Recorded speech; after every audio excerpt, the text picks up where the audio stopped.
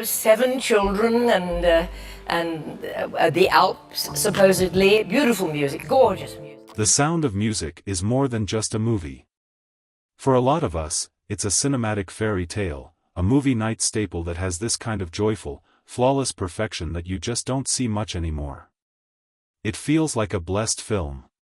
From the sweeping shots of the Alps to Julie Andrews' incredible voice, every frame just feels happy. It won 5 Academy Awards, including Best Picture, and for a while, it was the highest-grossing film in the world. Its legacy is all about warmth, music, and the power of love and family to stand up to the darkness of history. It is, by all accounts, perfect, but what if that perfection isn't the whole story? For years, a rumor has been bouncing around the internet, claiming that behind the scenes, the cast of The Sound of Music was forbidden, under strict orders, from ever talking about one specific moment. A moment supposedly so difficult, so conflicted, or maybe so embarrassing, that the studio put a gag order on everyone involved. The story hints at a crack in the pristine image of Hollywood's most wholesome musical. So, what's the real story? We're going to get to the bottom of the controversy, sort out the facts from the fiction, and finally uncover the truth behind one of Hollywood's most persistent musical rumors. To understand why a rumor about a forbidden scene is so juicy, you have to appreciate just how massive The Sound of Music was. This wasn't just another hit musical, it was a cultural event that totally changed the game. When it came out in 1965, the world was in a pretty chaotic place. You had the Cold War, the Civil Rights Movement, and the growing conflict in Vietnam. The Sound of Music was pure escapism. It was a nearly 3-hour escape into a world where problems were solved with a song, where a stern naval captain's heart could be melted by kindness, and where a family could outrun the Nazis with spirit and harmony. The director, Robert Wise, was a master of his craft, known for being incredibly meticulous. He'd already co-directed West Side Story, so he knew what it took to make a musical a blockbuster. He was obsessed with authenticity, so he moved the entire 250-person production to Salzburg, Austria, to film in the real locations of the Von Trapp family's story. That decision was everything. The stunning beauty of the Austrian Alps, the historic streets of Salzburg, these weren't soundstages, they were real places that gave the film an epic, storybook feel. That opening shot of Julie Andrews twirling on a mountaintop is one of the most iconic moments in movie history, setting a magical tone from the very first minute. The casting was, well, perfect. Julie Andrews, coming right off her Oscar for Mary Poppins, was Maria. She was radiant, and her voice was just pure warmth. Director Robert Wise saw an early cut of Mary Poppins and basically said, "Let's go sign this girl before somebody else sees this film and grabs her."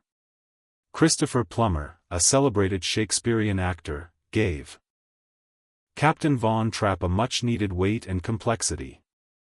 And the 7 children were a casting miracle, each one was distinct, charming, and they felt like real siblings. That on-screen chemistry wasn't just good acting, it came from spending months together in a foreign country, building real bonds, and the music, of course, is the heart of the movie.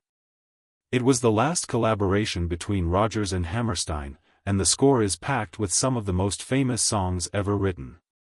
My Favorite Things, Do Re Mi, Edelweiss, these songs have gone way beyond the film to become global anthems. This mix of directing, casting, locations, and music created this image of pure perfection. The film was treated like a huge event. It had a roadshow release, playing in special theaters for long runs with intermissions and souvenir programs, like a Broadway show. It hit number 1 at the box office in just 4 weeks and went on to become the highest-grossing film of 1965. For a time, it even surpassed Gone with the Wind in nominal earnings to become the highest-grossing film ever, though Gone with the Wind still holds the top spot when you adjust for inflation. This massive success sealed its place in pop culture. The Sound of Music wasn't just a movie, it was a memory, a family tradition. And it's that untouchable, perfect image that makes the idea of a hidden controversy, a forbidden scene, so fascinating, the rumor of a forbidden scene didn't come from any official biography or credible news source. It grew out of the internet, where nostalgia and conspiracy theories tend to mix.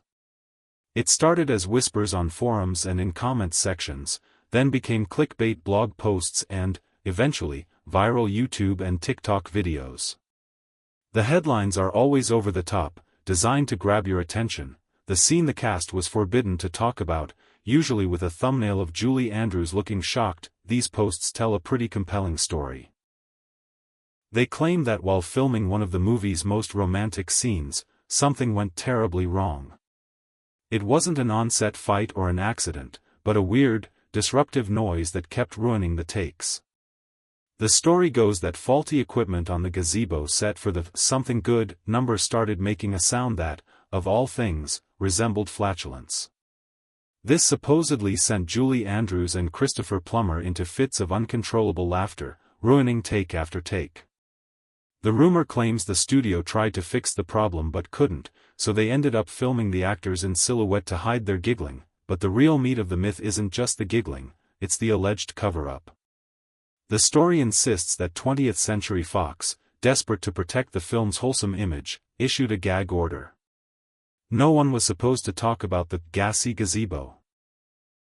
The cast was supposedly bound by this code of silence for decades, until Julie Andrews herself finally broke her silence on a talk show years later. It's a great story for the internet. It has a beloved classic, secret, a hint of conspiracy, and a hero who finally tells the truth. It feeds our desire to be in on the secret, to know what really happened behind the Hollywood curtain, but when you start to look for real sources, the story gets shaky. The claims are rarely backed up with anything verifiable. A gag order is mentioned, but no one has ever produced a memo or a contract to prove it. The story relies on a vague they didn't want the story getting out. To find out what really happened, we have to look past the viral rumors and at the challenges the cast and crew have been talking about for decades. The truth is way more interesting than a ghost story about a noisy light. While the internet was busy inventing a forbidden scene, the actual making of The Sound of Music was full of real, well-documented problems. These aren't secrets. They're stories the cast and crew have shared in books, documentaries, and interviews for 60 years.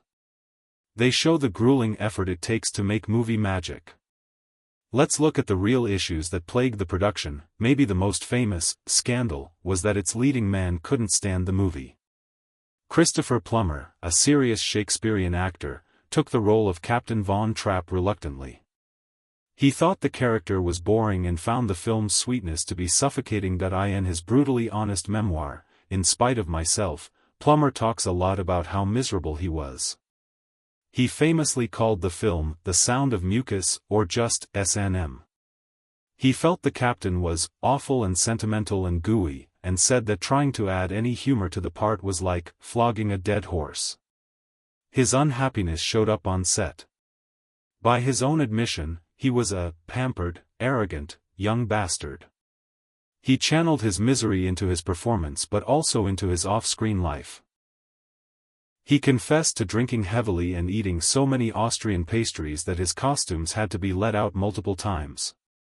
He was apparently so drunk during the filming of the music festival scene that he was terrified he would faint, and Julie Andrews had to help steady him. For years, he was bitter that this lousy part was what he was most famous for.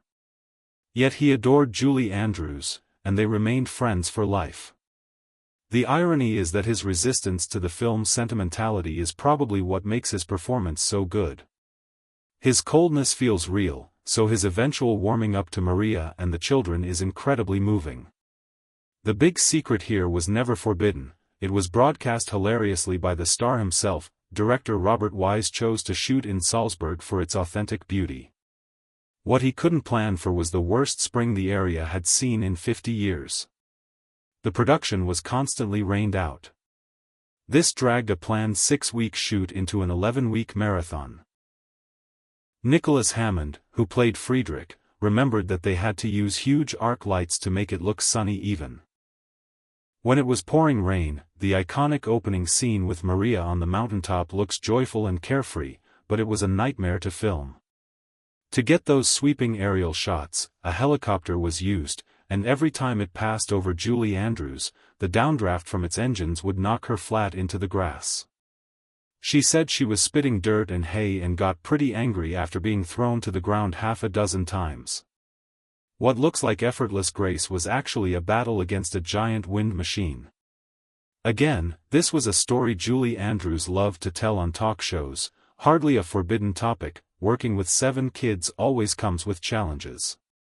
The weather delays meant they were growing up right in the middle of filming. Nicholas Hammond shot up 6 inches, starting the movie in shoe lifts and ending it in trenches dug in the ground to make him look shorter. Debbie Turner, who played Marta, lost her baby teeth and had to wear fake ones. There were also accidents. Charmian Carr, who played Liesel, badly sprained her ankle during the 16 going on 17 dance. She slipped jumping across the gazebo benches but finished the take like a pro. If you look closely in some versions of the film, you can supposedly see the bandage under her stocking, but the scariest moment involved 5-year-old Kim Carruth, who played Gretel. The script had the boat tip over, throwing everyone into the lake. Just before they shot the scene, an assistant director told Julie Andrews that Kim couldn't swim and that she needed to get to her as soon as they hit the water. Things went wrong. Andrews fell backward, away from Kim, and the little girl went under. Crew members had to rush into the water to rescue the terrified child, who, once safe, threw up all over Heather Menzies, who played Louisa. This incident was genuinely dangerous and upsetting, yet it's been openly discussed by the cast for years, a harrowing memory that shows just how unpredictable filmmaking can be. Finally, one of the longest-running issues with the film is how much it changed the real story of the Von Trapp family. Hollywood took a lot of creative liberties, which has always been a point of discussion. The real Maria was apparently a much more complex and fiery person than Julie Andrews' character. The real Captain Von Trapp wasn't a cold man who hated music. He was a warm, loving father who was quite musical himself. The names, ages, and even the genders of some of the children were changed. And their escape from Austria was far less dramatic. They didn't hike over the Alps into Switzerland at night, they legally boarded a train to Italy in broad daylight, using George's Italian citizenship to get out. These inaccuracies aren't secrets. They're well-known facts that have been part of the conversation around the film since it was released. They show the classic Hollywood process of smoothing out a true story to make a better movie. Each of these real stories has more drama and danger than a made-up tale about a noisy light. The key difference is that these stories were never forbidden. They are part of the rich, messy, and very human history of how a perfect fairy tale gets made. After looking at all the real struggles, Christopher Plummer's attitude, the terrible weather, the accidents, and the historical changes, we're back to our main question. What about the rumor? What's the real scene that was supposedly forbidden? The truth is both simpler and more telling about how internet myths are born. The scene at the center of it all is the romantic duet between Maria and the captain in the gazebo, when they sing, "Something Good." And the source of the so-called controversy was, just like the rumor says, a weird noise from the studio lights. Here are the facts, according to Christopher Plummer's memoir and Julie Andrews' interviews. While filming this very intimate scene, the big carbon arc lights on the soundstage started making a sputtering, buzzing sound. Plummer, ever the dramatist, described it as sounding like someone, prodigiously and continuously farting. The ridiculous noise, cutting through the romantic moment, made it impossible for the actors to keep a straight face. Every time they got close for the big kiss, the light would sputter, and both Plummer and Andrews would burst out laughing. They just couldn't get through it. Take after take was ruined. Finally, director Robert Wise, at his wit's end, made a decision. He decided to film the end of the scene in silhouette, with the distracting lights turned off. This not only solved the noise problem but also hid the actors giggling. The final shot is beautiful and feels completely intentional, but it was born out of pure, comical frustration. So, the core of the rumor is true. The lights made a funny noise, the stars couldn't stop laughing, and they had to change the shot. It's a classic, charming behind-the-scenes story. A human moment in a massive Hollywood production. But this brings us to the most important part of the legend, the supposed gag order. Was this funny, harmless story so scandalous that a studio had to forbid its stars from ever talking about it? This is where a fun fact turns into a conspiracy theory, and where the truth of the whole thing becomes clear. Here's the bottom line, backed up by 60 years of public record, there is zero credible evidence that a gag order was ever issued about the gazebo scene or anything else that happened on the set of The Sound of Music. The whole idea of a studio-enforced silence is a modern myth, something added later to make a good story sound like a dark secret. The forbidden scene narrative is a bit of internet folklore, created by taking a funny anecdote and reframing it as a scandal. First, the cast has never been quiet. Christopher Plummer wrote about the incident with great humor in his 2008 memoir. Julie Andrews has told the story many times on TV, including on The Graham Norton Show, always with a laugh. These aren't people who were sworn to secrecy. They're actors sharing a funny story about a day at work. Second, the logic of a cover-up makes no sense. Why would a studio hide this story, but let much more potentially damaging things be openly discussed? Christopher Plummer was calling the film The Sound of Mucus for decades. The cast talked openly about the near-drowning of a 5-year-old child. They talked about on-set injuries and major historical inaccuracies.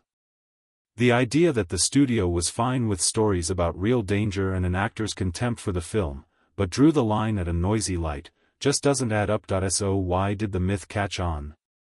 It's because we love the idea of a secret history. We're fascinated by the thought that the perfect, wholesome things we love have a hidden, darker side. The Sound of Music is so famous for its purity that it's the perfect target for this kind of story. The forbidden scene rumor gives us a juicy, if false, narrative of a hidden flaw.